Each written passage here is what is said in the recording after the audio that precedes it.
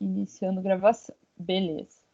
E aí, pessoal, a gente começa falando então sobre as datas e tudo mais. Deixa eu só admitir os alunos. Beleza. Estamos com 15 comigo, né? É bem menos que a metade, né? Mas é o que estamos tendo por enquanto, tá? E aí, galera, nossa prova de materiais de construção, como que ela vai acontecer? Ela vai rolar no dia 23/4, então quinta-feira que vem.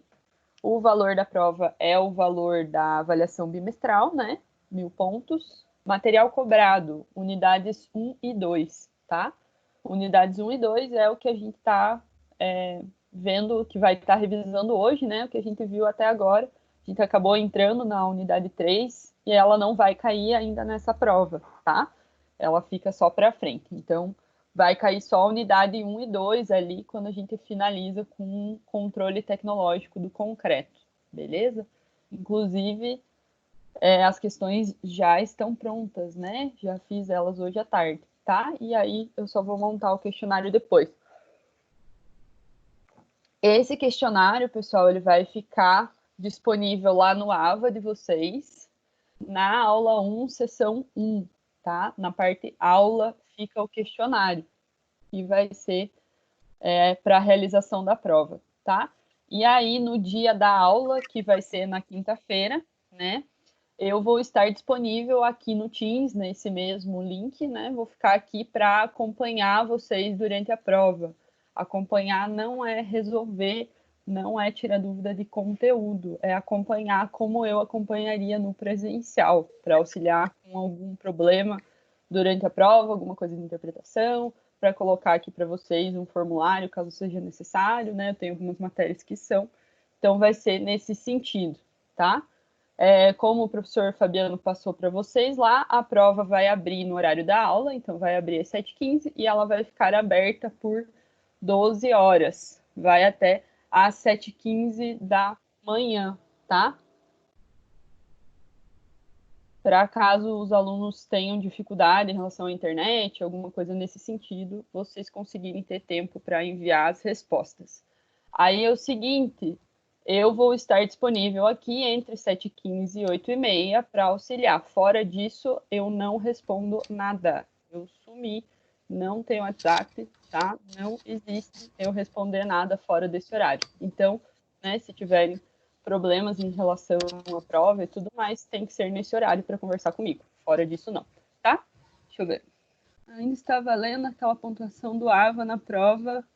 Isso, sim, Jéssica. Uhum. Para quem terminasse os acessos na semana passada, né? Até sexta passada, lá que o professor Fabiano passou. Sim, ainda está valendo essa pontuação, ele está compilando os alunos e vai enviar para os professores para a gente incluir esse valor na hora da correção, tá? Daí a gente inclui junto, né?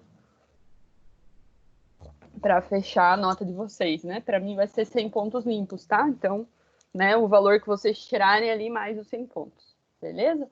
Galera, vai ter questão aberta com toda certeza, tá? Então, vai ter questão aberta, eu vou corrigir, vou montar as questões, já montei e vou corrigi-las uma por uma. Se eu pegar a resposta copiada de internet, de Google, frase pronta, né? E sim, dá para saber, eu vou zerar, tá? Então, respondam com o seu próprio coraçãozinho. Se eu pegar frases, né, exatamente iguais entre um colega e outro, sim, dá para saber, sim, vou zerar também, os dois, tá? Então, respondam com o seu próprio coração, vocês têm conteúdo para isso, né? Tem potencial para fazer uma prova bem tranquila, sem precisar, né, fazer em grupo, tá? Beleza. E aí, galera, vamos trabalhar, né, com a nossa revisão. Eu sei que aqui estão os que normalmente já estão presentes na aula, né, mas passe essas informações para o resto da galera que não assiste as minhas aulas por aqui, né, porque também não assistem os vídeos, né, só aparece no último segundo. Então, né, se alguém perguntar, conta aí, tá? E aí vamos lá para a nossa revisão. Então, a gente começou lá nas primeiras aulas falando do concreto em si. Não entendi.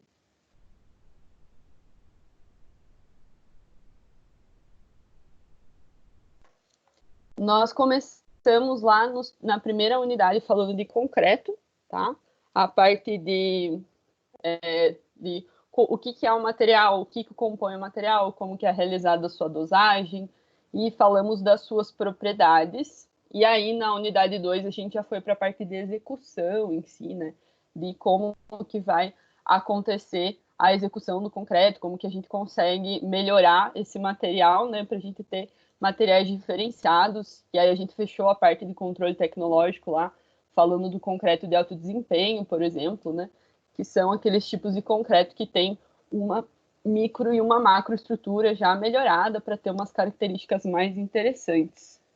Não entendi a pergunta, Silvia.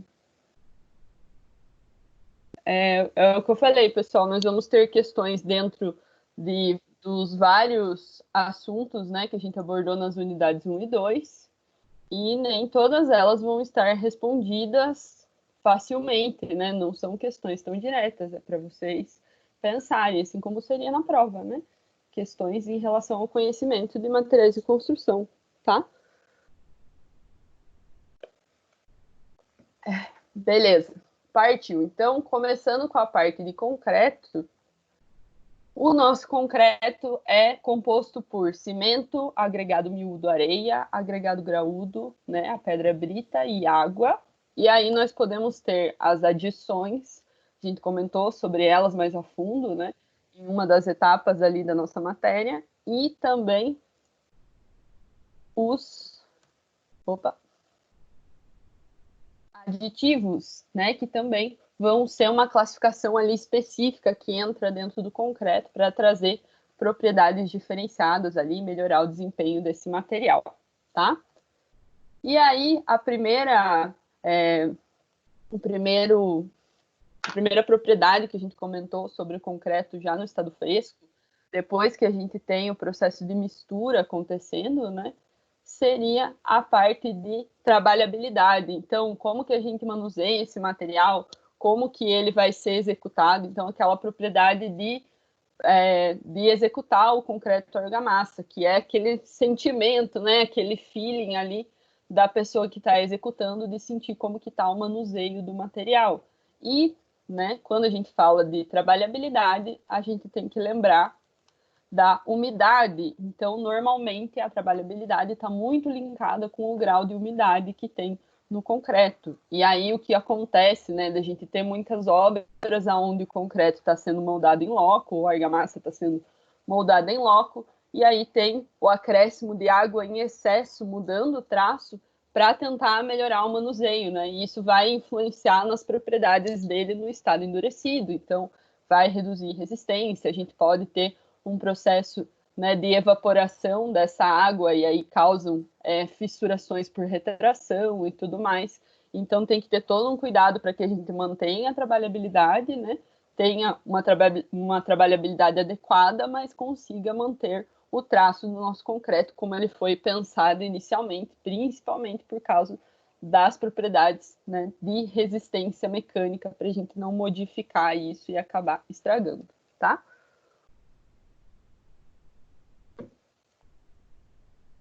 Aqui, ó, né, que a gente estava falando de manuseio em si, né, de ter essa facilidade de conseguir movimentar o material e lançá-lo e adensá-lo no local correto que a gente está esperando, tá?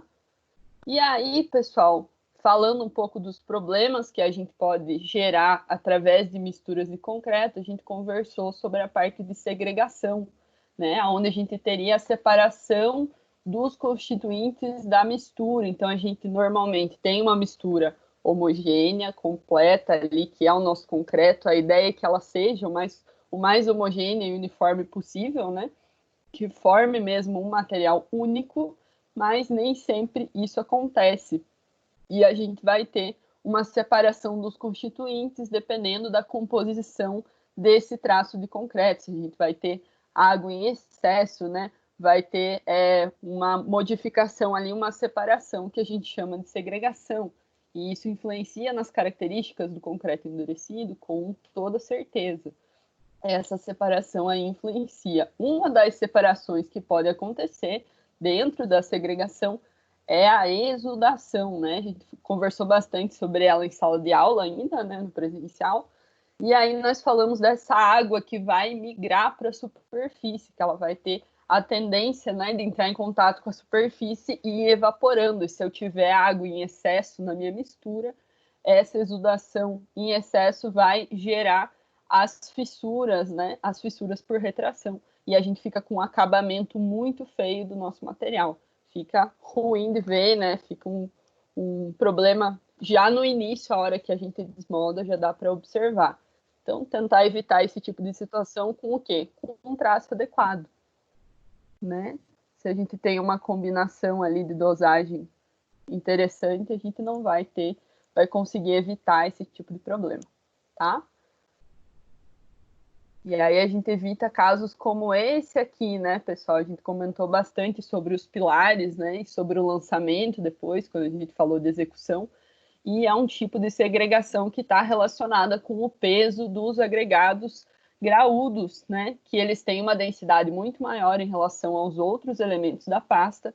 Então, além da nossa pasta de cimento ter a tendência de ficar na superfície, os nossos agregados graúdos têm a tendência de descer por gravidade, né, porque eles são mais pesados. E aí a gente pode ter essa separação completa aí dos materiais e acabar tendo um pilar dessa forma.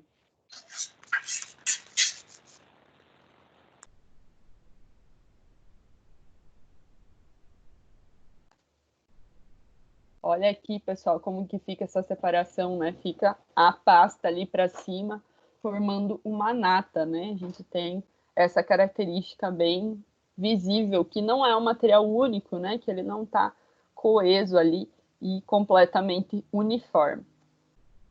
E aí, pessoal, na parte de durabilidade ali, então, seguindo essa linha que a gente comentou do concreto, da sua formação, né, dos seus componentes, e aí falou um pouco sobre os problemas no estado fresco, a gente foi para a parte de durabilidade em relação à deterioração do concreto em si.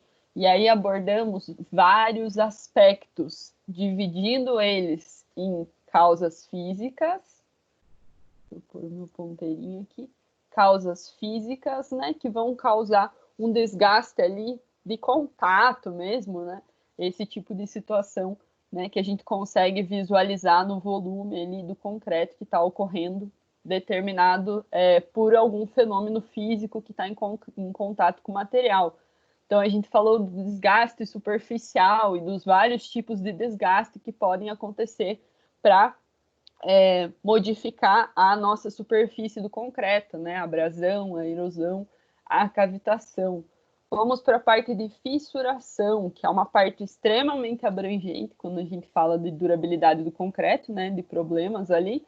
E aí vem a parte de variação de volume, dependendo do que está sendo formado dentro do concreto, carregamento estrutural, né, em excesso para uma resistência que a gente não tem inicialmente, né, aumentou o carregamento ou o nosso concreto não chegou na resistência ideal, e aí esse carregamento pode gerar, sim, fissuração por solicitação mecânica, ou ainda o caso da temperatura, né, que a gente pode ter por exemplo, a ação do gelo e degelo, que aí vai expandindo o gelo, né, lá dentro do nosso concreto, vai causando fissuras, né, por tensão mesmo, ou pode ter o desgaste ao fogo, que também vai causar fissuração e uma degradação bem grande, né, nas nossas estruturas de concreto.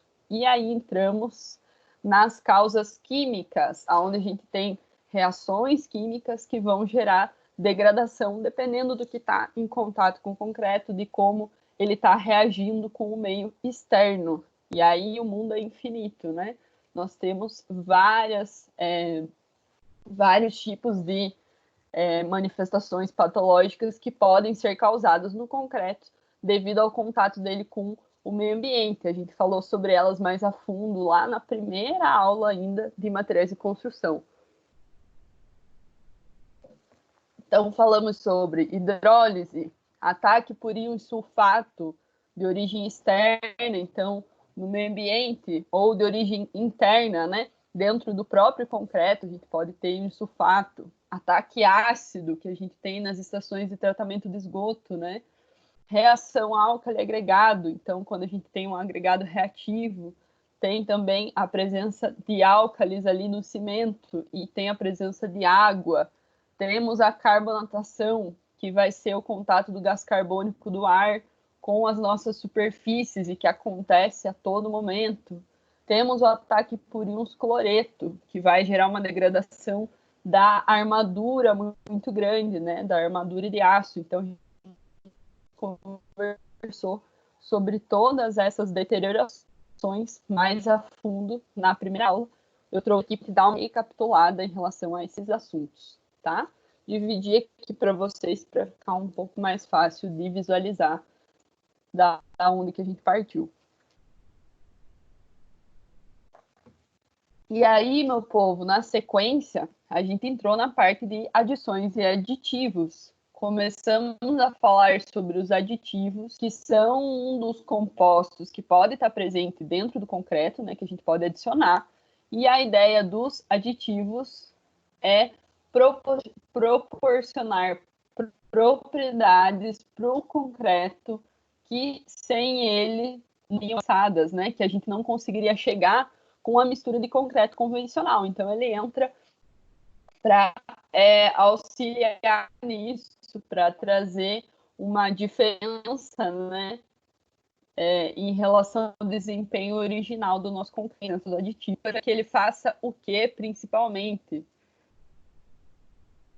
Que ele não modifique a proporção traço da mistura, não modifique isso aqui, tá? Que ele mantenha a proporção do traço igual, que a gente consiga utilizar o mesmo traço, mas que alguma propriedade seja mudada à medida que a gente coloca o aditivo ali no nosso concreto. E aí a gente tem alguns que são mais conhecidos comercialmente e alguns, os plastificantes, que vão auxiliar na fluidez do nosso concreto, né? Melhorar a trabalhabilidade, né, desse material. Os aceleradores ou retardadores de pega, dependendo do que eu preciso, né? Se eu preciso que ele chegue num processo de endurecimento mais rápido, ou que ele demore para endurecer, porque eu preciso lançar e trabalhar com ele em um tempo maior, né? Então eu preciso retardar esse processo, e ainda os incorporadores de ar, né? Que vão auxiliar em aumentar o número de poros ali no nosso concreto, quando a gente tem alguma situação que pode formar um produto expansivo, e aí eu consigo limitar esse produto expansivo dentro dos vazios, e ele não vai prejudicar o meu material, tá? Então, entram aí os aditivos, e um dos exemplos de concreto que a gente falou muito em sala de aula, né, que vem sendo cada vez mais utilizado e difundido aí dependendo das necessidades de cada obra, é o concreto autoadensável, né? Ele vai ter um aditivo plastificante ou super plastificante ali para auxiliar nessa fluidez, nessa trabalhabilidade e conseguir lançar ele e ele se adensar sozinho, mantendo um material homogêneo e tudo mais, né? De forma diferenciada ali do concreto convencional para evitar esses processos de segregação, né, de problemas de lançamento, e a gente mantém um material ali coeso e único. Então surgiu o concreto autoadensável, um exemplo bem clássico da utilização dos aditivos. E aí vem na sequência as adições, né, que são os materiais que também são acrescentados na mistura de concreto. Então, quando a gente fala da diferença entre aditivo e adições, principalmente é o quê? Os aditivos, eles são materiais, né, com uma química quase que secreta, né, vamos dizer assim. As empresas comerciais não divulgam o que tem dentro dos aditivos, né, qual é a sua composição química ali completa, tá? E eles são líquidos, né? E eles são em pequena proporção, então a gente põe em relação ao volume do concreto uma proporção muito pequena, né? Em torno ali de 1 a 3% normalmente, e ele já vai dar uma mudança bem grande nas nossas propriedades, tá? Mas aí quando a gente entra na parte das adições, aqui nas adições normalmente elas são sólidas, né? São em pó ou em fragmentos, alguma coisa nesse sentido. Normalmente em pó. E aí elas são utilizadas para aprimorar o desempenho do concreto. Então, para melhorar as características que ele já tinha, tá? Diferente dos aditivos que trazem uma propriedade que o concreto não ia ter sem a presença do material. Aqui ele teria, né, esse desempenho, mas a gente quer auxiliar a sua melhora, né? Melhorar isso ainda mais. E aí a gente falou de várias adições minerais, né? Algumas que são exemplo aqui, a escória de alto forno, as cinzas volantes, a silicativa, o metacaolin, o filler calcário, todas essas adições são o quê?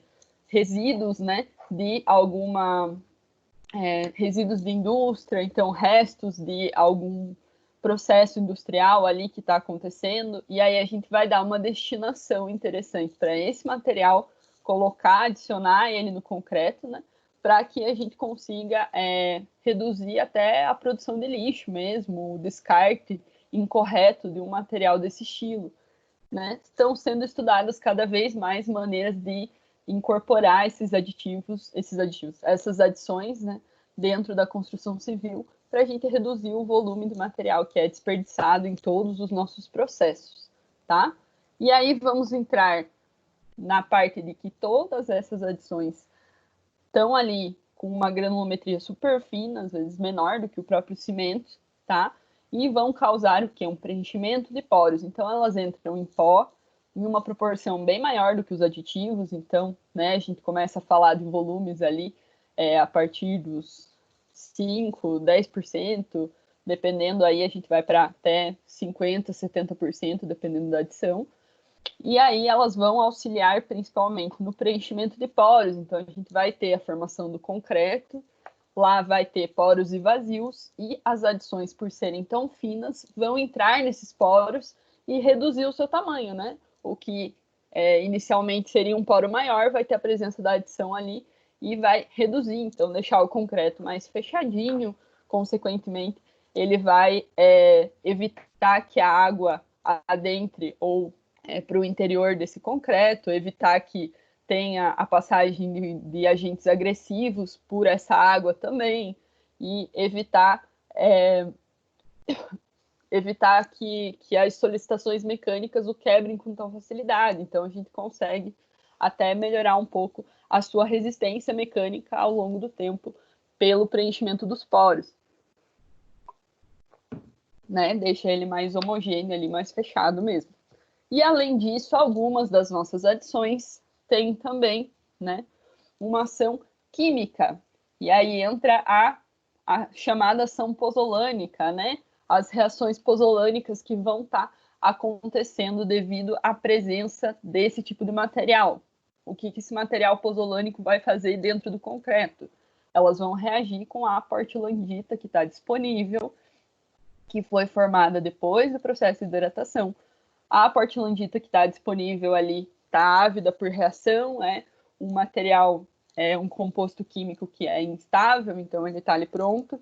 Aí vem as nossas adições pozolânicas que estão ali presentes, reagem com a portlandita e formam mais CSH, aumentam a resistência à compressão e a tração do concreto ao longo do tempo, apenas pela formação do composto que confere resistência ao material, que é o CSH. Então, a gente tem uma produção de CSH secundário, além do que o cimento já ia formar pelo contato com água, que vai vir das adições. Então, a gente tem uma dupla ação ali dessas adições que tem as reações químicas, né? Então, a gente tem a parte física de preenchimento do poro e tem a parte da ação pozolânica ali, do contato com a portlandita que está disponível.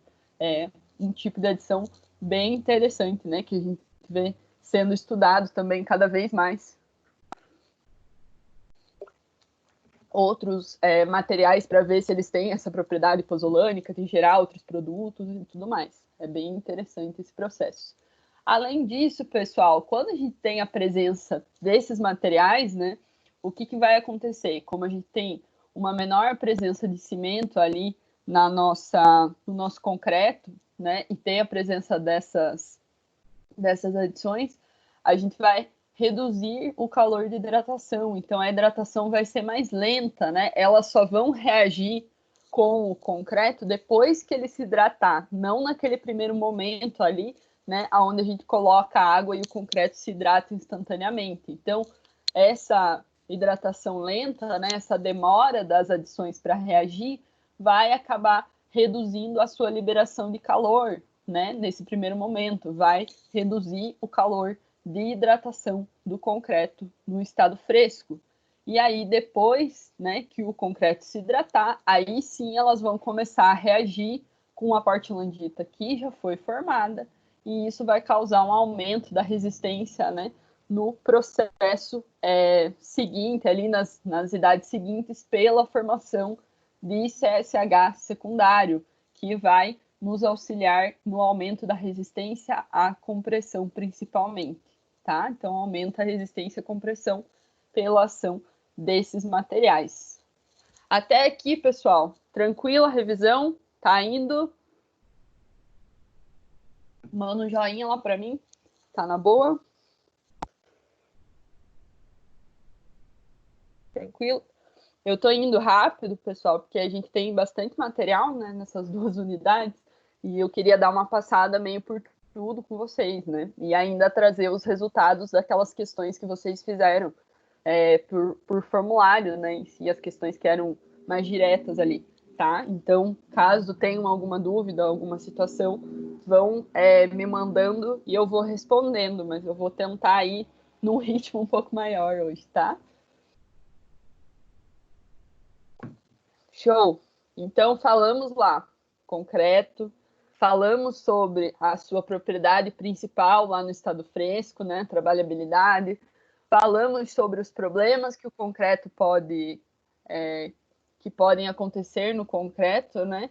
Então, falamos de segregação, falamos de. Abriu.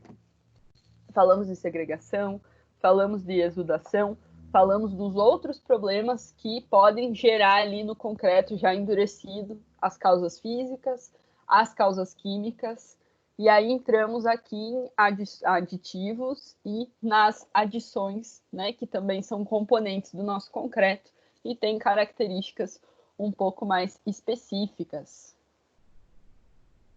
E aí, meu povo, a gente não pode deixar de esquecer dos nossos cimentos, né? O que acontece com os nossos cimentos? Sendo que eles, sim, todos eles, vão ter uma parcela de adição ali na sua composição. Então, é importante eu conhecer o que está no meu cimento, né? E como que ele vai reagir ao longo do tempo. Sim, isso vai diferenciar você como profissional na hora de escolher um material adequado, né? Para evitar algum problema ou até, né, se proteger frente a alguma situação ali de moldagem mesmo, né? Então, escolher o cimento adequado é muito legal. E aí nós temos os cimentos CP2, aqui a família do CP2. Deixa eu achar uma canetinha. Aqui, né? Opa. E já perdi o negócio. Vai ficar assim mesmo, gente. A família do CP2, tá? Onde eu vou ter o CP2E, o F e o Z, dependendo de qual adição que está ali presente, né? Deixa eu só ver aqui. E eles vão ter composições dessas adições em até 10% ali presente na mistura, né? E aí, dependendo da letra que está seguindo ali, vai ser qual é a composição de adição que está presente. O E é para escória, o F é para filler e o Z vai ser para alguma adição pozolânica que vai estar presente, que vai dar essas reações que a gente estava comentando. Aí nós temos o CP3, que vai ter a presença de escória também, mas numa proporção bem maior, entre 35% a 70%. O CP4, que vai ter a presença de pozolana, né, alguma adição pozolânica ali entre 15% a 50%. Então, vai ter ou silicativa, ou metacaulin, ou filler calcário, né, ou uma mistura delas ali compondo o nosso cimento. Temos o CP5, CP5 Ari, cimento de alta resistência inicial.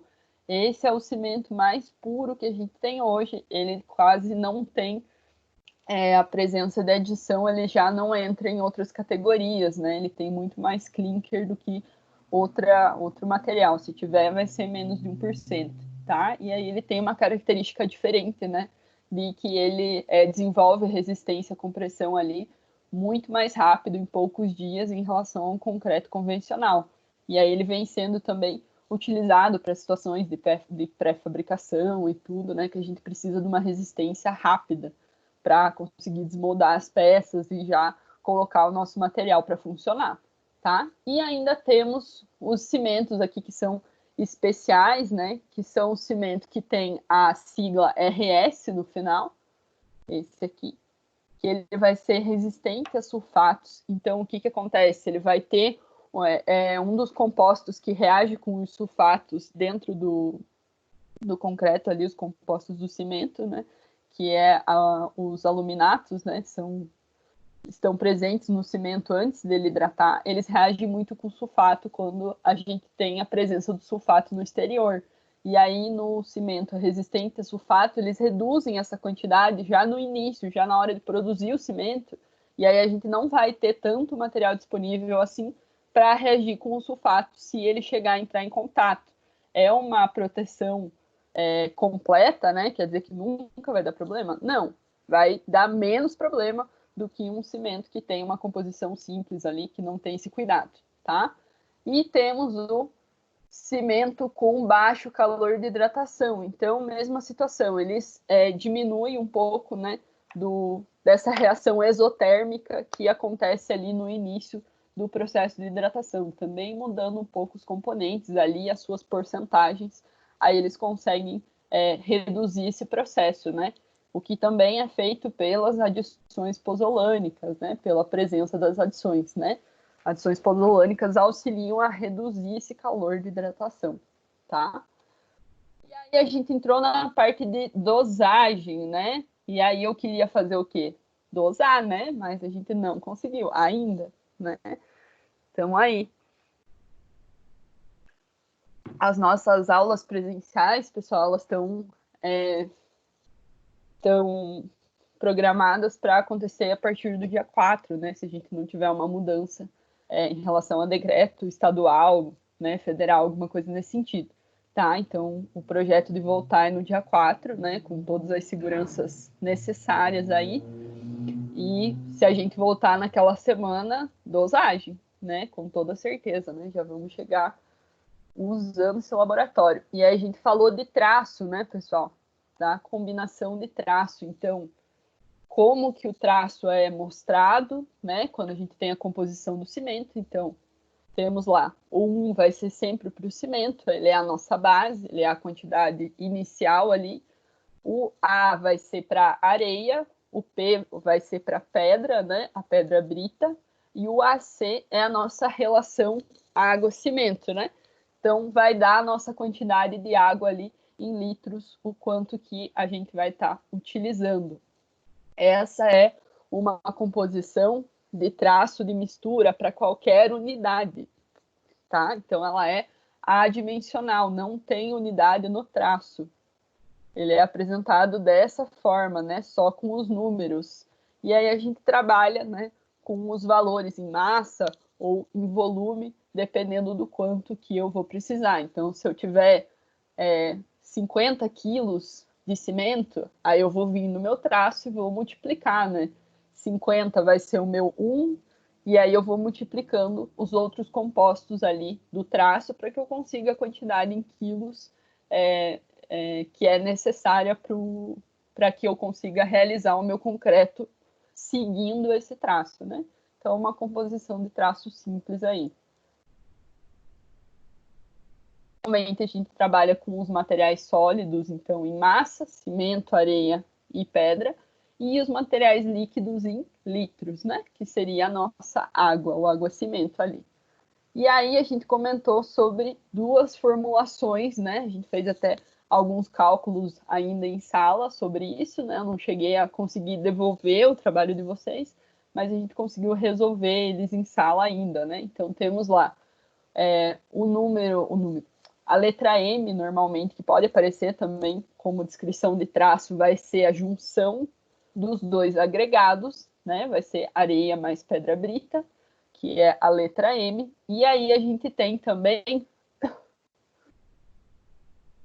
a parte de consumo, né? Consumo de cimento. Então, quanto de cimento que vai para a gente produzir 1 m³ de concreto? Essa foi uma das formulações, né, que a gente utilizou quando estava falando de dosagem, e que é um parâmetro bem essencial para a gente entender se o nosso traço está muito caro, né, ou não, se a gente tem um consumo muito grande de cimento, que é um produto, né, caro e que demanda de muitos recursos naturais para que ele consiga ser produzido, né, a gente faz ele através de queima, então tem liberação de gás carbônico aí muito grande e tudo, e aí a gente tá tentando cada vez mais trabalhar com a parte de sustentabilidade, por isso que a gente fala das adições, né, de colocar uma porcentagem cada vez maior ali para limitar esse consumo de cimento. Então, essa equação dá uma base bem interessante ali para a gente analisar como que está o nosso concreto, né, o concreto com aquele traço. E aí nós temos, né, eu trouxe aqui uma das fórmulas, são duas, tá? Não ia caber no meu slide, né? Eu trouxe aqui o peso específico do concreto, mas eu posso trabalhar com o peso específico de cada material, se eu o tiver, tá? Dá uma olhada lá na aula de dosagem, né? Onde tem as duas fórmulas, e embaixo tá a composição do traço, né? A composição do traço simples. Então, é essa composição aqui que eu mostrei para vocês em cima. Com isso, a gente chega no consumo de cimento, tá? Então, quantos quilos de cimento que são utilizados para produzir um volume de 1 m³ de concreto, de 1 m³ de concreto. Esse é um parâmetro bem interessante aí que a gente analisa quando está realizando, né, a execução de uma mistura de concreto em si. E aí, pessoal, depois dessa etapa que a gente falou, então, do concreto inicialmente, falou de adições e aditivos, e falou um pouco da sua dosagem, a gente começou a conversar sobre a sua execução. E aí nós falamos sobre as suas etapas, né? Como que são realizadas essas etapas e o que cada etapa implica em relação a cuidados, principalmente, e como que ela pode ser realizada dependendo da necessidade de cada obra, de cada edificação, do que vocês vão estar fazendo, vão estar realizando, tá? E aí a gente começou principalmente com a parte de mistura, falamos do concreto moldado em loco, né, produzido dentro da obra com a betoneira, né, igual esse que está aqui. Deixa eu mudar o meu ponteiro de novo. Aqui, né, uma betoneira, ou produzido em central, então, que é comprado, né, que ele é feito dentro de uma usina preparada para produzir concreto, e aí a gente tem um controle tecnológico do material bem maior, e aí ele vem num caminhão betoneira ali, dentro das condições que a gente comprou, né? Então, é um outro tipo de material, e dependendo do volume, já é interessante esse tipo de mistura para a gente, né? Pelo controle em si. E aí entrou a parte de transporte, então, de transportar esse material que está sendo produzido ali para que a gente chegue no local onde ele vai ser lançado, onde a gente vai ter a execução, né, das peças em si. E aí a gente pode ter o transporte horizontal, que seria feito por carrinho de mão normalmente, né? E o transporte vertical, que daí entrariam outros equipamentos, como a grua e até o concreto bombeado, né? E aí a gente comentou, eu vou utilizar bomba para a gente chegar, né, numa altura ali vertical necessária, chegar numa laje, alguma situação desse tipo. Então, qual é a consistência que o meu concreto precisa ter para eu chegar, né, a utilizar um sistema de transporte como o das bombas, sem que eu entupa, sem que eu tenha problema, sem que o meu material endureça antes do tempo. Então, pensar naqueles aspectos que a gente comentou de mistura, né, da presença dos aditivos, do retardador de pega, para que a gente consiga transportar o material e adensar ele, né, dentro do que dentro de um tempo razoável ali para não ter problema com o material depois dele ser lançado, tá? E aí a gente comentou também na sequência sobre esse lançamento. Então, como que o lançamento é realizado, né, para que a gente consiga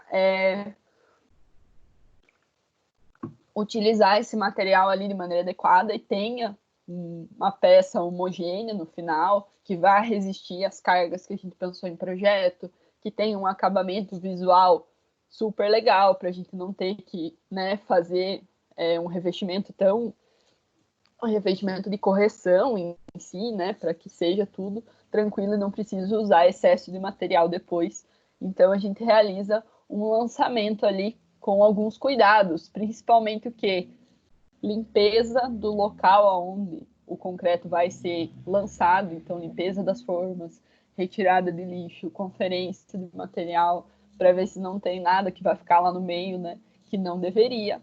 Lançamos em camadas homogêneas, isso principalmente quando a gente está comentando de materiais, né, que tem um comprimento muito grande, como as lajes, né, o comprimento das vigas. Então, lançar em camadas homogêneas para que no final a gente tenha uma peça única e não uma peça que esteja dividida, né, não criar juntas. Então, lançar em pequenas camadas homogêneas, ali entre 15 e 30 centímetros. E quando a gente está falando de lançamento numa peça que tem uma altura muito grande, principalmente quando falamos de pilares, né, a gente tem um cuidado com essa altura. Então, acima de 2 metros de altura, a gente já monta uma janela de concretagem, né, para que a gente lance o concreto de uma altura adequada e não passe desses 2 metros, para que não tenha o perigo da gente ter um evento como aquele que a gente viu no começo, de segregação, para que não tenha falha no nosso pilar, para que não tenha bicheira, e a gente consiga uma peça estrutural completamente homogênea, né, para estar resistindo aos esforços depois, tá? Para não dar esse tipo de problema aqui, né?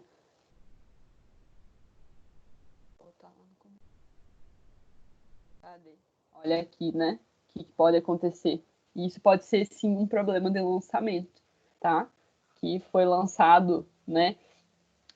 E ativou um pouco esse momento de segregação do agregado graúdo ficar para baixo e a pasta ficar toda para cima. Pode ser erro de lançamento, tá? Essa divisão do material.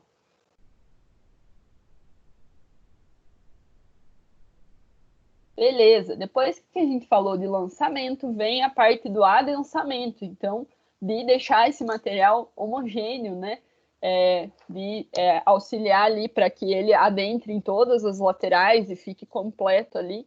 Então, ele pode ser manual, e aí vem a parte das hastes, né? Que a gente utiliza principalmente na confecção dos corpos de prova. E também a parte de acabamento, a parte de adensamento vibratório, né?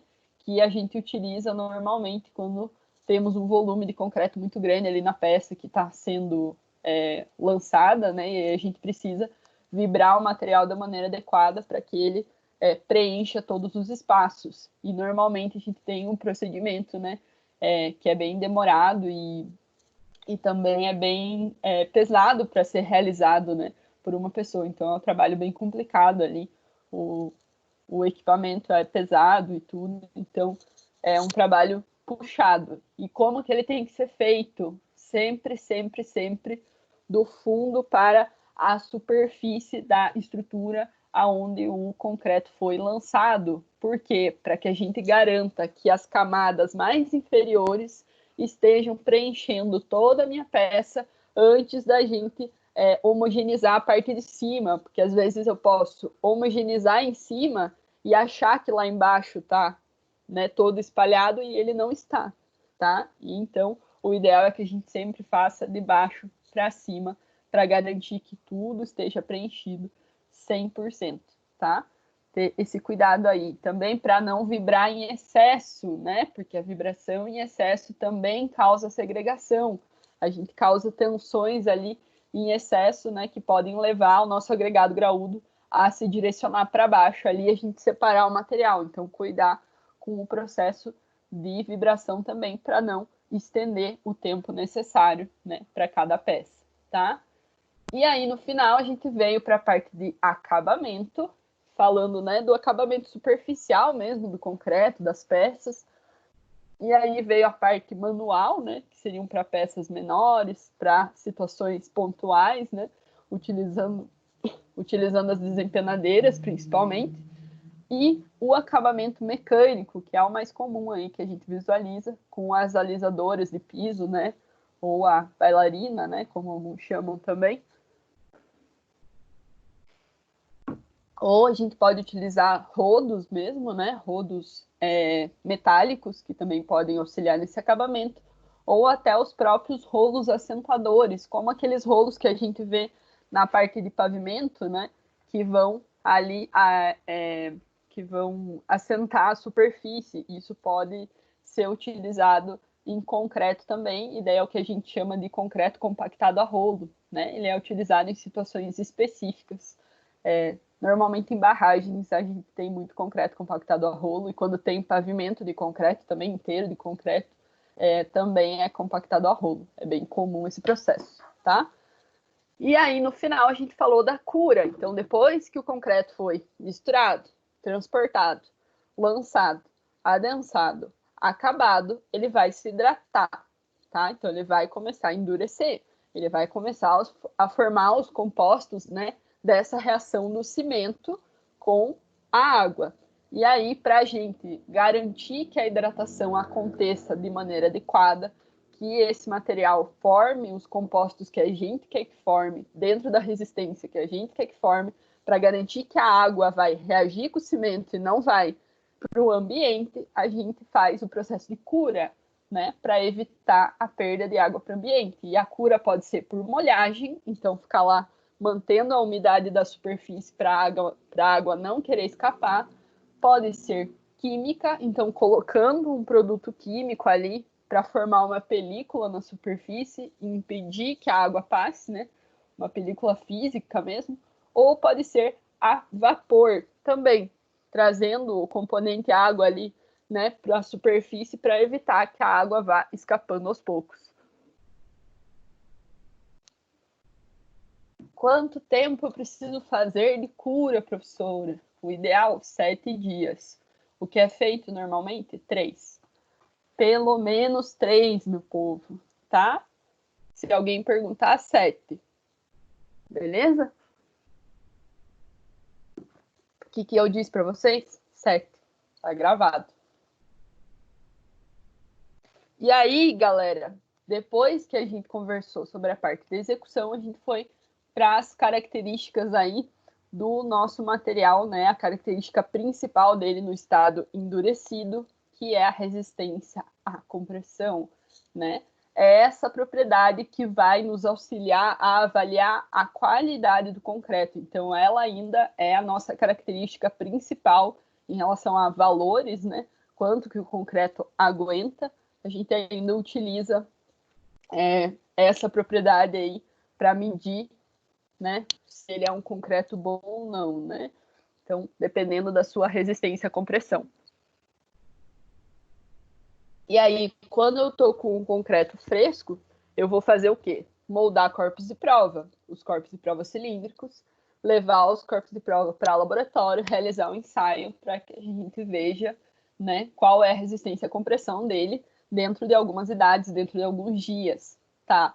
Mas se eu já tenho a minha estrutura pronta e eu estou com dúvida de como que ela tá, né, como que ela ficou, eu posso realizar a extração de testemunhos. Então, tirar uma amostra, beleza? Tirar uma amostra, né, cilíndrica da estrutura que está pronta e aí levar para o laboratório, colocar na prensa e medir a resistência à compressão. Lembrando que a resistência à compressão é o quê, né? A tendência do nosso material de ser comprimido, de ser, né, amassado ali, né, como vocês podem ver aqui nessa imagem. Então, a gente posiciona o corpo de prova cilíndrico e vem uma carga nesse corpo de prova até que ele se rompa. E aí a gente consegue fazer a resistência à compressão comparando essa carga com a área do nosso corpo de prova. E aí a gente conversou sobre os fatores que influenciam para modificar essa resistência, né? Então, nós temos vários fatores. O traço do concreto, então, o traço do concreto modifica a resistência. Para cada traço eu vou ter uma resistência, né? Se eu tiver maior presença de água ou menor presença de água, a resistência vai ser modificada, né? Vai modificar, não vai formar a mesma quantidade de material, e aí a resistência final vai ser reduzida quando a gente tem mais água. E aí, condições de cura. Então, se eu tenho um processo de cura feito de maneira correta, eu vou chegar na resistência que eu estava planejando em projeto. Se eu tenho um processo de cura acontecendo menos do que o ideal, ou não acontecendo, né, eu vou perder água para o ambiente e aí ela não vai conseguir hidratar o meu cimento por completo. E aí eu vou reduzir a quantidade de compostos que dão a característica de resistência, que é o CSH. Consequentemente, eu vou reduzir a resistência à compressão da minha estrutura inteira, tá? Do meu elemento estrutural inteiro, porque não chegou na hidratação correta. Então, cura é importante, pelo amor de Jesus Cristo. Importantíssimo, tá? Tem que fazer cura. Se é uma coisa que vocês querem levar para a vida profissional de vocês dessa matéria, cura, tá? Se fosse no presencial, eu ia fazer vocês repetirem, né? Mas aqui não dá. Fica só eu repetindo. E aí falamos da idade dos corpos de prova. Então, nós temos uma evolução de resistência que acontece no nosso concreto ao longo do tempo. Sim.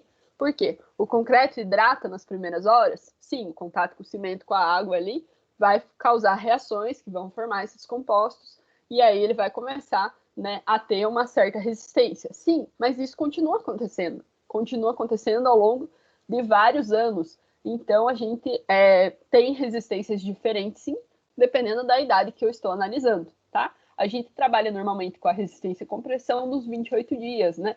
Dizem estudos, né? Vários estudos relacionados à química do cimento aí e do concreto, que o corpo de prova chega, o nosso concreto em si, né? Chega em 100% da resistência aos 28 dias. Mas depois disso a resistência continua assim a evoluir. A gente ainda vai ter processo de hidratação, mas a gente já não considera esse valor como o nosso 100%. O 100% seria aos 28 dias, para fins, né, de comparação mesmo, para que a gente consiga trabalhar com o material. E aí, no final, falamos das propriedades dos componentes. Então, qual o tipo de cimento vai interferir na mistura? Com certeza. O tipo de agregado vai interferir na resistência? Vai também. A presença das adições, como a gente viu, pode aumentar a resistência? Sim. Os aditivos que vão estar presentes podem intensificar essa propriedade. Então, temos vários fatores que vão interferir na resistência à compressão.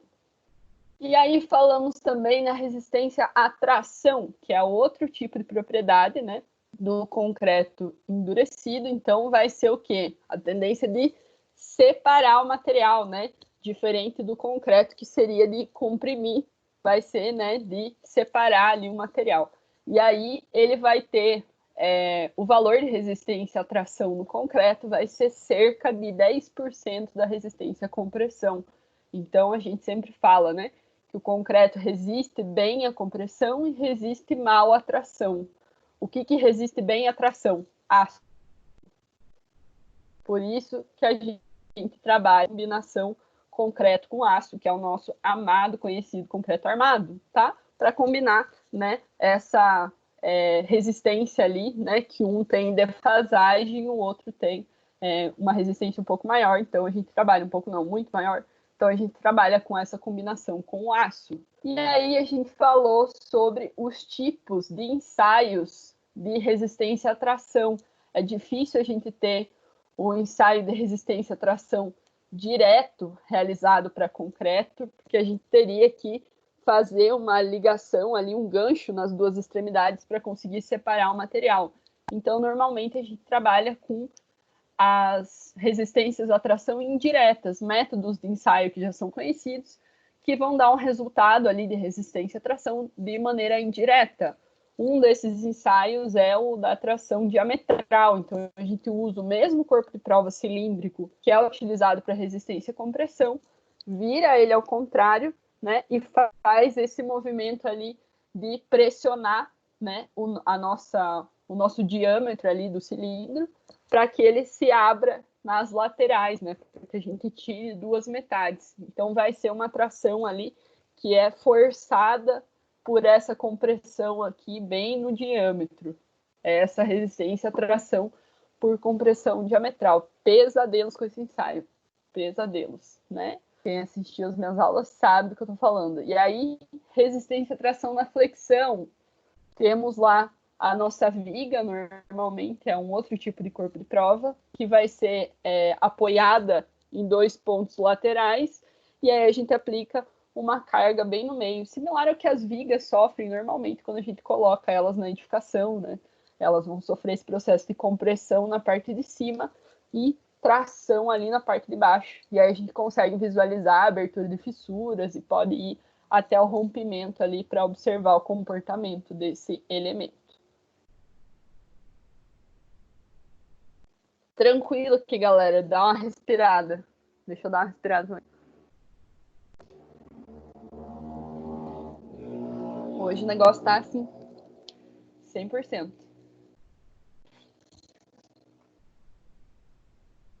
Tranquilo?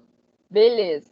Gente, nessa parte de resistência à compressão e resistência à tração, foi uma das aulas que a gente teve já por vídeo, né? Que a gente já não estava no contato presencial. E aí, o que que acontece? A gente fez, vocês fizeram alguns exercícios, né, de atividade, e eu não consegui dar um feedback para vocês naquele primeiro momento. Então, eu vou dar os gabaritos, as respostas hoje, tá? Para que vocês tenham essas respostas, né, até para prova e tudo mais, e para saberem como que ficou em relação a isso, né? Alguns dos trabalhos eu já corrigi, não corrigi todos ainda, tá? Eu estou nesse processo aí de correção. Outra coisa que eu queria falar em relação a isso, é muito difícil conseguir responder todo mundo no WhatsApp, né? Eu demorei para ver a mensagem de vocês no grupo de materiais, tá? Então eu não garanto que eu vá conseguir responder vocês, principalmente agora nessa semana com provas. Eu estou no processo de montar as provas, né? Que era só o que eu faria normalmente no presencial, mas como a gente está com EAD, eu preciso colocar as questões dentro do AVA, preciso criar os questionários, tá? Então esse processo online aí tá me atrasando bastante, tá? Então, tenham paciência, beleza? E se conseguirem me auxiliar para responder e tudo, se alguém precisa de material e tudo, vocês sabem onde fica. Tá sempre na parte de descrição do grupo. Vai nos 3 pontinhos, ali tem o link com todas as aulas, inclusive a de hoje já está lá, né? Eu normalmente ponho ela antes, tá? E aí é o seguinte, né? Se vocês quiserem olhar antes da aula o que vai ter, eu já deixo lá normalmente, tá? Se tiver alguma dúvida em relação a isso, tá lá o PDF. E aí vamos falar sobre os nossos exercícios, então. Vamos lá. As falhas relacionadas à concretagem comprometem a resistência final do concreto. Uma patologia do concreto, conhecido como bicheira, são vazios de concretagem que se manifestam por espaços não preenchidos no concreto. Considerando o contexto, avalie as afirmativas a seguir, verdadeiro e falso. E aí vocês tinham, né, várias das afirmativas aqui. Então, eu coloquei para vocês em azul as verdadeiras, né?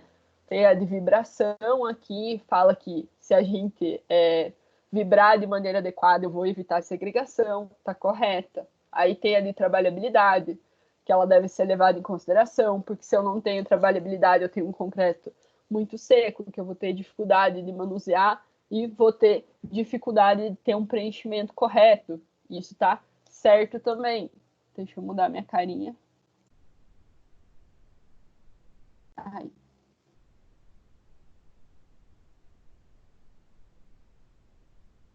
Beleza. Aí eu venho aqui para a parte de baixo.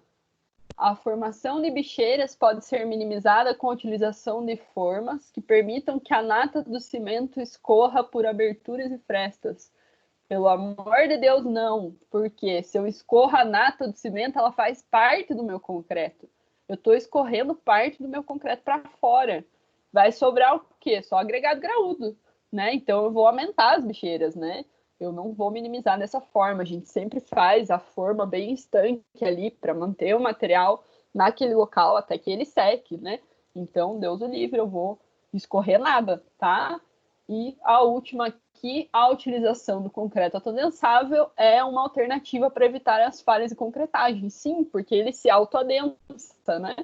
Ele facilita esse processo de adensamento que a gente faz normalmente por vibração ali. Então, já dá um auxílio para a gente ter um elemento mais homogêneo. Então, é verdadeira também. Vamos para a próxima.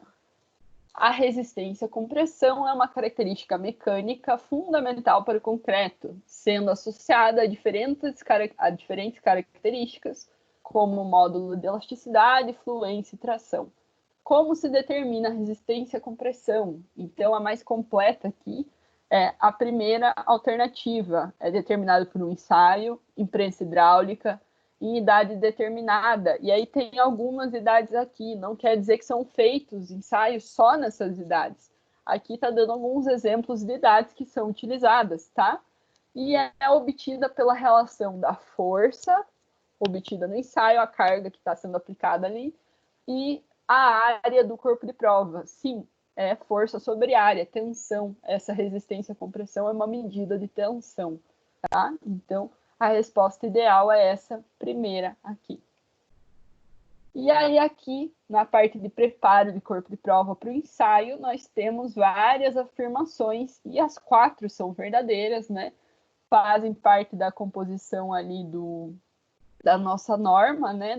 Da NBR 5739. Então, é feita a determinação das dimensões do corpo de prova por um paquímetro? Sim, como a gente leva em consideração a área, né? O paquímetro entra para que a gente tenha a área daquele corpo de prova, porque mesmo que a gente esteja produzindo dentro de um modelo padrão ali, né, do 10 por 20 ou do 15 por 30, não vai sempre sair o corpo de prova com aquelas dimensões. Então, para eu ter um resultado mais preciso, eles fazem essa medida.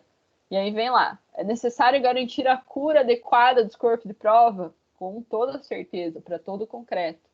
Deve ser avaliada a tolerância para as idades de rompimento. Sim, né? A gente tem uma certa variação ali que a gente avalia para cada idade, para cada ensaio, né? Tem um desvio ali que é considerado para esse material.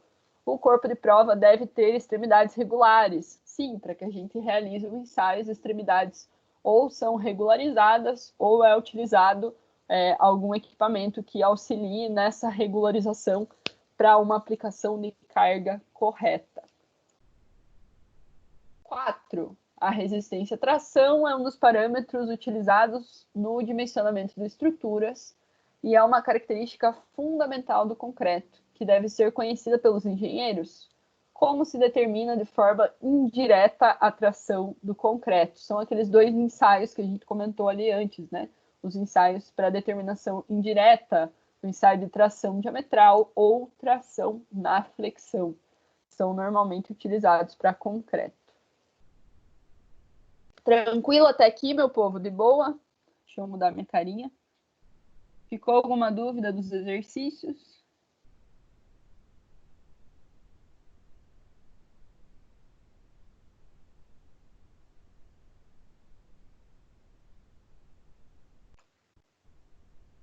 De boa, né? Tranquilo? Jóia. E aí, pessoal, a gente falou um pouco dos ensaios, né? Os ensaios de caracterização. Então, a gente falou dos ensaios no estado fresco, que normalmente são utilizados, e falou também dos ensaios no estado endurecido, tá? Então, os ensaios realizados no estado fresco para concreto, então a gente tem todo o processo de dosagem em si, beleza?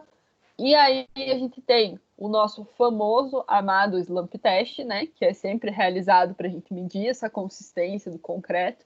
É um ensaio que auxilia para a gente medir a propriedade de trabalhabilidade, para entender, né, por valores mesmo, se ele está muito seco, se ele está muito fluido, como que está o meu material.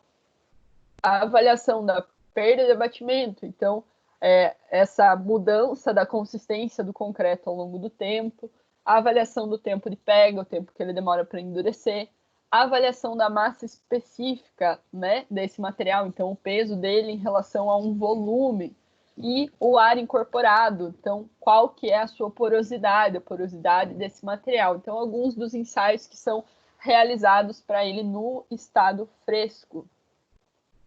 E aí a gente comentou também sobre o concreto autoadensável, que tem alguns outros ensaios que também são realizados. Então, espalhamento, né, que também é utilizado o cone do slump test, os ensaios de habilidade passante, que estão avaliando ali se ele consegue passar obstáculos como as armaduras, por exemplo. o ensaio de viscosidade. Espera aí, deixa eu aceitar um. O ensaio de viscosidade, ensaio do funil V, que vai medir o tempo que o nosso concreto autoadensável leva para escoar. O ensaio de segregação, então, coluna de segregação, para ver essa exata propriedade, né, que a gente já conversou bastante sobre isso hoje, tá? Nós conversamos sobre alguns desses ensaios. E aí falamos dos ensaios do concreto endurecido. Então, volta de novo aqui a resistência à compressão, a resistência à tração, que a gente comentou, né? E aí entra o módulo de elasticidade, que vai medir as deformações do nosso concreto à medida que a gente vai aplicando cargas por etapa, né? Então também utiliza a prensa. O que vai ter de diferente é a utilização, né, de um equipamento ali. Então, quais que são os ensaios básicos, né, pessoal? Os ensaios básicos para concreto fresco, slump test, né? É um ensaio que dá uma resposta na hora, e resistência à compressão com ele endurecido, tá? Para o concreto autoadensável, a gente já vai comentar ali também depois, vai ser o ensaio de espalhamento e também resistência à compressão. Os outros ensaios, eles são complementares para essas propriedades, tá? Eles não são obrigatórios, né? Aí vai dependendo da situação do nosso concreto. Eles auxiliam para a gente entender como que o concreto vai funcionar ao longo do tempo. Então, dependendo se eu vou necessitar de conhecer essa propriedade mais a fundo e tudo, são realizados ensaios mais profundamente, né? Principalmente quando a gente quer um controle tecnológico bem preciso do nosso material, né? Nos concretos ali usinados, tem alguns desses ensaios que são feitos meio direto, né? Tipo, são realizados ali para ter um controle do concreto que eles estão realizando, né? Que eles estão moldando e tudo mais, produzindo, tá? E aí nós temos o ensaio de fluência, né, que faltou aqui, que é um ensaio que vai medir a deformação do nosso corpo de prova ao longo de um ano. Então, são ensaios bem específicos, né, para situações aí onde a gente precisa conhecer essas propriedades, porque tem um elemento que vai ser solicitado, alguma coisa nesse sentido, tá? E aí tem alguns laboratórios que fazem esse tipo de trabalho, né, de realizar esses ensaios. E aí, meu povo, ideia, né, principal quando a gente fala de ensaios nesse estilo é que a gente faça pelo menos o slump, né, que a gente conheça mais esse ensaio a fundo, e vocês realizem vários, e vocês realizem esse ensaio, né, sei que alguns fazem no dia a dia mesmo, e fazer pelo menos o resistência à compressão também em sala, tá? Moldar uns corpos de prova aí e quebrar para ver se vocês são bons mesmo, né, produzindo um concreto, ou se vai ali para uns 5 MPa, né? Vamos ver. Não adianta colocar a culpa no meu traço, tá? E aí a gente entrou nos exercícios, beleza? Aí nós temos lá, vocês fizeram alguns exercícios, né, relacionados a esses ensaios também. Essa aula também foi ainda dada por vídeo, né? Antes da gente entrar aqui na parte das aulas presenciais, se eu não me engano. E aí, pessoal, vocês fizeram alguns exercícios, aqui está o primeiro. Qual é a importância do estudo de dosagem do concreto em laboratório? E aí nós temos a resposta ali embaixo, em vermelho. O estudo de dosagem permite que o concreto seja desenvolvido com base nos quesitos do projeto, então utilizando a resistência que foi determinada em projeto, tais como abatimento, a consistência que a gente vai precisar, né, para utilizar esse material naquela estrutura e tudo. O módulo, então, a sua deformação, a gente estuda isso um pouco em concreto armado, né, as deformações do material, e a sua resistência, né, principalmente a resistência à compressão. Então, a dosagem é importantíssima, né, esse estudo de dosagem. Segunda questão, deixa eu mudar aqui. Vamos falar sobre a segunda questão. Os ensaios de avaliação do concreto em campo são usuais nas obras, pois estão associados à aceitação ou rejeição do concreto a ser empregado nas estruturas. Então, no recebimento do concreto, quando quando ele vai ser utilizado, né, vai ser lançado, adensado, qual é o ensaio realizado em loco essencial para aceitação do concreto fresco, para a gente ver se o nosso material está dentro do que a gente quer para utilizar, está dentro do que a gente encomendou, do que a gente comprou para um concreto usinado, por exemplo. Então, nós usamos o ensaio de abatimento ou slump test para o concreto convencional e o ensaio de espalhamento, porque a gente tem um concreto bem mais fluido para o concreto autoadensável. Esses são os ensaios fáceis de fazer, são realizados em campo ali antes da gente iniciar a nossa concretagem, tá? E aí o terceiro aqui era para correlacionar o nome do ensaio com a sua descrição, né? Então, tem aqui, eu coloquei por cores, né? O primeiro aqui é o ensaio de tempo de pega, analisa o tempo que o concreto leva para começar a endurecer. O segundo, funil V, mede a viscosidade do concreto autoadensável através do tempo de fluidez. O terceiro, ali em verde, o anel J, medida da habilidade do concreto autoadensável em passar por um obstáculo metálico, nós temos alguns relacionados à habilidade passante. E o quarto aqui, determinação da propriedade do concreto que relaciona sua massa por um volume, massa específica, massa por volume, tá? Então, relacionar os ensaios com o seu nome, beleza?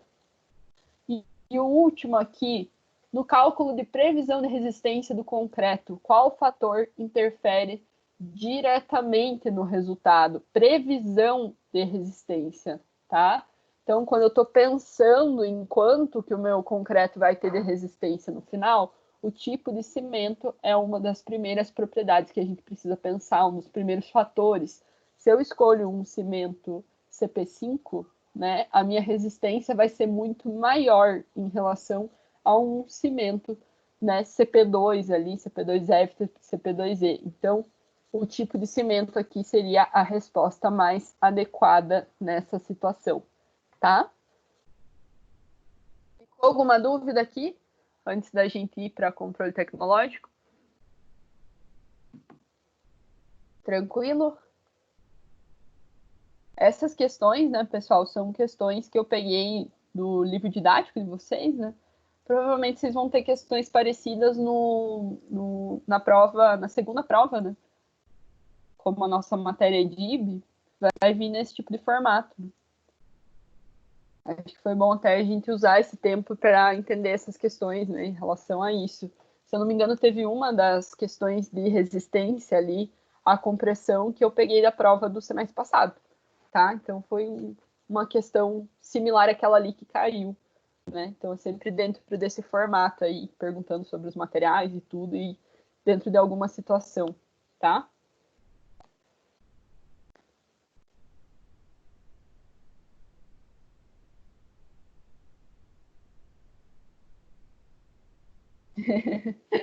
Eu vou tentar dar uma direcionada para vocês nos tópicos, quando chegar mais perto dessa outra, né? Dependendo de como que rolar essa primeira aqui, né? De como que for as aulas EAD, né? Do comprometimento da turma, aquela coisa toda, daí a gente pensa, né? Se dá uma auxiliada nos tópicos aí do final. Tá? Mas uma das questões que eu peguei era do ano passado. Beleza? Joia. E aí, meu povo, vamos entrar no final aqui, parte de controle tecnológico. Então, a gente conversou, né, sobre os ensaios que são aplicados, e aí a gente fala sobre controle, né, quando que eles são feitos, quais ensaios que são feitos. E aí a gente conversa sobre o concreto convencional, né, normalmente são realizados quais ensaios? O slump test, que é um ensaio, né, de consistência ali para a gente medir essa propriedade, e o ensaio de resistência à compressão, que é feito no estado endurecido, em várias idades ali, para a gente medir essa evolução da resistência e ver se está dentro do que a gente pensou do projeto estrutural, do que a edificação vai necessitar. E aí, para o concreto autoadensável, vem o ensaio de espalhamento, para a gente ver exatamente esse aspecto visual ali, como que está o nosso concreto, se ele está bem homogêneo, se ele não está segregando, né, esse tipo de coisa. e ainda pode ser realizado um ensaio de habilidade passante, que é o ensaio do anel em J, normalmente é um equipamento mais fácil da gente ter, e aí ver essa habilidade dele de transpor alguns obstáculos, como as armaduras, né? Normalmente a gente usa o concreto autodensável em estruturas que precisam, né, ter muitas armaduras, e aí a gente não conseguiria vibrar corretamente, como as lajes, né? Quando a gente tem uma grande quantidade ali de armadura que está se sobrepondo, né? Para que a gente aguente as cargas estruturais. Então vem como uma opção bem interessante. A gente comentou sobre controle tecnológico, uma das necessidades seria a parte do mapeamento, né? Então, aquele lance da gente conhecer aonde que o concreto que a gente comprou ou que a gente moldou está sendo colocado, para que caso aconteça algum problema no decorrer do tempo, a gente consiga localizar aonde que aconteceu. Foi só o concreto, foi essa situação, pode dar problema em outro elemento, né? Porque também foi moldado com aquele concreto, também está com aquela composição. Tá? Então, tentar trabalhar nesse sentido ali para que a gente consiga averiguar esses problemas de maneira mais fácil, tá?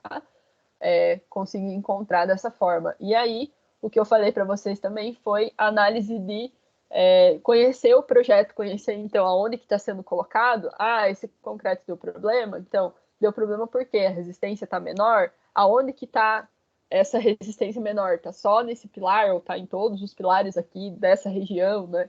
3, 4 pilares. E aí analisar se eu preciso, por exemplo, fazer um reforço estrutural naquele pilar, ou se eu preciso demolir e refazer a parte de concreto. Então a gente consegue controlar um pouco mais, né? Bem essa parte de controle mesmo, controlar onde que está sendo direcionado esse material para conseguir controlar possíveis situações que podem acontecer para frente, tá? E aí nós falamos dos dois tipos de controle tecnológico para compreender como que está a qualidade do nosso concreto, para que a gente realize esses ensaios em estado endurecido, né? Principalmente o de resistência e compressão. E aí tem dois tipos de controle, o por amostragem total, aonde toda betoneira, todo caminhão betoneira ou todo volume moldado em loco ali tem uma amostra retirada ali de corpo de prova, ou por amostragem parcial, onde a gente pega lotes distintos ali, então alguns dos nossos caminhões betoneiros ou alguns dos volumes que estão sendo moldados para montar um exemplar que vai representar todo o nosso volume de concreto. E aí esse material é levado para ensaio, lembrando sempre que se a gente precisa de uma resistência muito maior, né, acima de 50 MPa, a gente já está falando no concreto de alta resistência, e aí a gente precisa de um controle tecnológico mais preciso para garantir que essa resistência está sendo atingida, tá? Então tem que ter um cuidado, vai aumentar o número de exemplares ali, vai ter um cuidado nesse controle da qualidade do material maior em relação ao convencional. E aí estamos quase finalizando, segura lá comigo. Nós falamos, né, no final da parte de controle tecnológico, dos concretos de alto desempenho, né, que são concretos, né, que vão ter uma melhora no seu desempenho dentro da base do concreto convencional, para que a gente chegue num concreto que tenha uma maior durabilidade, que tenha uma maior resistência, que diminua a possibilidade de ter um processo de degradação acontecendo, né, que a gente consiga melhorar os seus aspectos no geral, e principalmente a gente trabalha com a melhora na microestrutura, o que consequentemente vai melhorar a sua macroestrutura também. Então aqui são alguns dos pontos, né, que a gente comentou no concreto de alto desempenho. E aí vai entrar, por exemplo, o concreto de alta resistência, é um concreto de alto desempenho? Sim, mas não só o de alta resistência, né? Então, os concretos que têm algum aspecto melhorado ali na sua composição básica. Então, vem o concreto autodensável, também entra. Nós temos os concretos com aspecto estético diferenciado também, vão entrar nessas classificações ali de melhora de desempenho, tá? E aí a gente comentou, claro, né, sobre a minha parte queridinha, que é a composição química dos nossos materiais e como que isso pode ser melhorado, tá? Então a gente falou da composição química do cimento antes dele entrar em contato com a água, o que vai gerar os compostos que vão vir depois, no momento que a hidratação ocorrer. Então, a gente tem a composição do clinker básica e a gente vai ter silicatos e aluminatos, né? Os silicatos são o C3S e o C2S, e os aluminatos o C3A e o C4AF, normalmente dentro, né, dessa faixa de composição ali de porcentagem no nosso cimento em pó, além de uma porcentagem ali de gesso também para auxiliar no processo de hidratação e endurecimento, tá? E aí o que acontece? Esses materiais vão entrar em contato com a água, vão reagir quimicamente com a água, vão se hidratar, vão formar novos compostos, vão liberar calor nessas reações, por isso que fica tudo muito quente. E aí a gente forma o nosso concreto, né, comum. E aí nós temos aqui, depois que o concreto está endurecido, o seu aspecto principal, né, que é o que a gente visualiza, que é a macroestrutura. Então a gente vai ter uma fase pasta, vai ser cimento ali com água, né, a fase pasta mesmo. Vamos ter a fase agregado, que vai ser a parcela da brita, vai ser os pontos de areia que a gente consegue visualizar, vai ter os vazios e poros, né, que vão estar presentes, locais onde a gente não tem material. E aí eu trouxe um vazio grandão, né, para vocês em uma aula, olhando ele no microscópio, né, como que fica, olha a comparação. É um vazio bem similar a esse aqui, micro vazio. Olha que legal ver ele no microscópio. E temos, claro, a zona de transição, interface entre a pasta e o agregado, tá? Essa zona de transição é importante, sim. É importante a gente melhorar ela e ter um concreto que resista mais trabalhando com a zona de transição, né? Melhorando esse espaço, com certeza. É um dos locais onde a gente mais tenta melhorar a microestrutura do concreto para gerar uma resistência maior, uma durabilidade maior, né? Impedir que materiais agressivos entrem, porque esses espaços têm muitos vazios, né? Tem uma porosidade maior. E aí a gente falou da microestrutura do concreto, tá? Esse é o meu quase último slide. Vamos lá. Microestrutura do concreto. A gente comentou desses compostos que são formados pelo cimento, né? Então a gente forma principalmente o CSH, que é o silicato de cálcio hidratado, né? A gente tem uma imagem bem bonita aqui do CSH, ele não tem um formato definido, e é o CSH que confere resistência para o concreto. Então, é o CSH que aguenta as solicitações mecânicas que vêm, né, da estrutura ali. É ele que vai segurar. Então, quanto mais CSH eu tiver lá dentro, mais resistente o meu concreto, tá? A gente vai ter a formação também do hidróxido de cálcio, do CH ou da portlandita, que são essas plaquinhas. Aqui dá para ver. Deixa eu pôr uma canetinha aqui. Olha aqui, ó. Tá vendo a plaquinha aqui? Ó.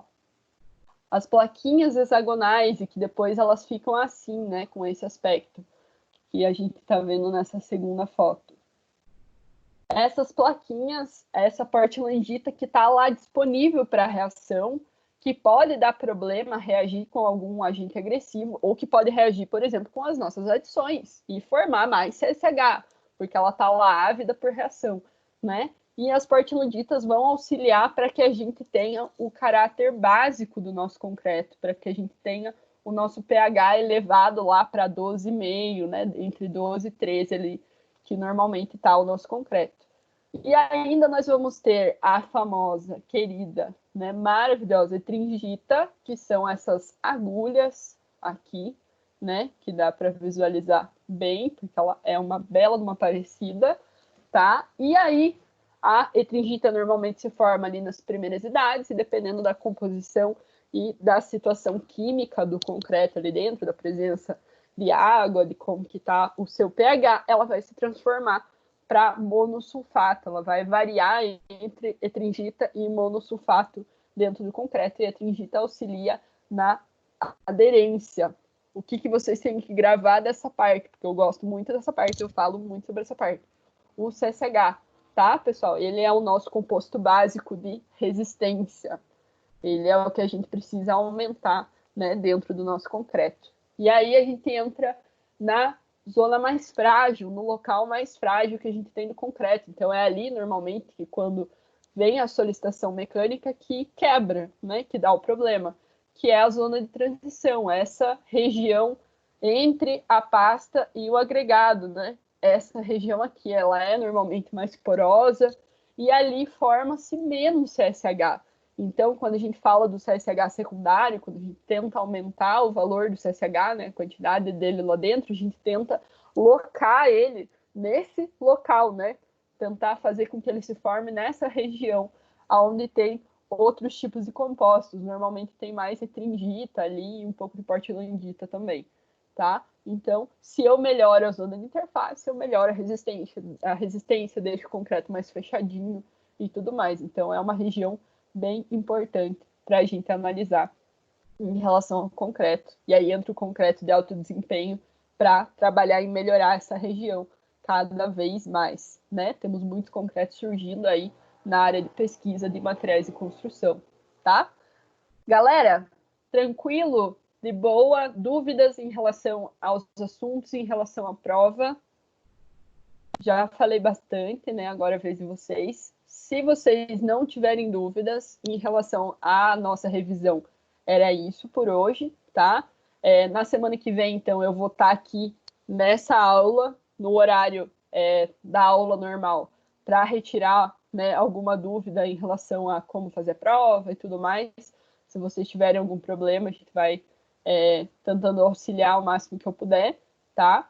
E aí vocês vão realizando a prova ali para resolver as questões, beleza? Dúvidas? Agora eu vou me acalmar, não vou falar mais.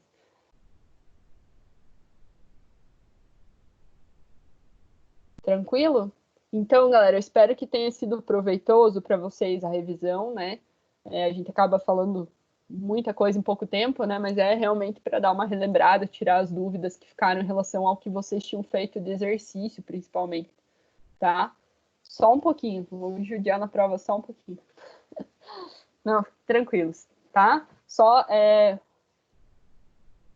de novo, né, pessoal? Vamos fazer tudo com consciência, né? A gente sabe que é uma situação diferente, que vocês vão estar fazendo de prova, mas assim como nos trabalhos, eu tive situações em que alunos pegaram resposta de outro formulário e colocaram, por exemplo, num formulário desses que eu mostrei aqui. Então fica difícil eu dar nota se o aluno não está fazendo, né? Se ele está copiando uma coisa que ele nem viu que ele está respondendo. Então, cuidem com esse tipo de situação, façam a prova com cuidado, olhem, respondam com as suas palavras. Vocês sabem do que a gente está falando, né? Vocês não precisam pegar uma frase pronta da internet, tá? E sim, dá para ver, tá? A gente vê nos trabalhos, a gente vê nas provas. Então, vamos evitar esse tipo de situação. Já é uma situação bem difícil para vocês, é uma situação difícil para mim também. Então, vamos tentar manter uma relação tranquila, tá? Beleza? Galera, muito, muito obrigada. Eu vou parar a gravação, senão nunca mais baixo esse vídeo.